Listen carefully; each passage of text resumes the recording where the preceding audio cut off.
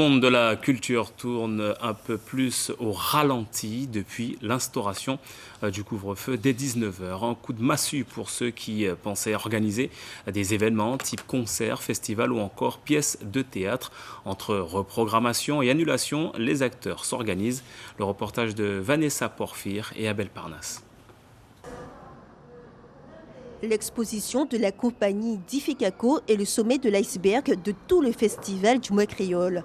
Un festival qui, au-delà de la découverte de toute l'histoire de Difficaco, propose en temps normal des ateliers, des conférences, mais le couvre-feu de 19 heures impacte toute l'organisation du festival. Les événements culturels sont souvent programmés en soirée. Les délais sont très courts entre l'annonce de ce nouveau couvre-feu et le week-end des temps forts du festival, même pas une semaine. Du coup, ça nous a demandé beaucoup de réorganisation et on a essayé de faire au mieux, au plus simple surtout. Nous avons dû avancer la soirée de la diffusion du documentaire vendredi soir, le 15 de cette semaine, au centre, à l'espace culturel Oteignou. Donc le documentaire Chantal Loyal et la créolisation. Au théâtre de Macouria, 7 mois d'interruption, une reprise fin octobre, début novembre, mais avec une capacité d'accueil qui passe de 130 à seulement 64 places. Des mesures draconiennes à respecter pour assurer la sécurité de tous. Et ce couvre-feu, fixé à 19 heures, a bien sûr des conséquences. On n'a rien annulé, mais on a essayé de reprogrammer les spectacles à des horaires qui soient plus appréciables et dans le respect du protocole sanitaire mis en place par le couvre-feu.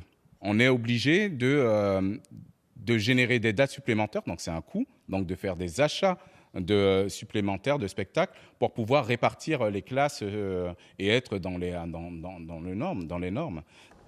Autre lieu phare du spectacle vivant, le PCC, les Trois Fleuves. L'Ancre doit également s'adapter. La compagnie Autrebord répète sa pièce. Le public sera compté. On ne peut accueillir que 50% de la capacité de la salle. La direction applique les règles sanitaires pour que le spectacle continue. Mais le couvre-feu à 19 heures change tout.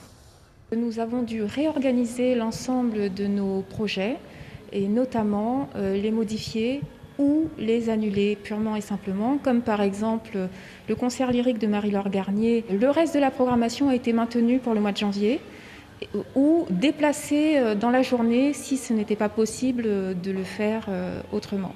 Le couvre-feu impacte durement la programmation culturelle, mais tous les acteurs du secteur essaient de trouver un consensus. En France hexagonale, les lieux de diffusion culturelle sont complètement fermés pour tenter de freiner la propagation du Covid-19.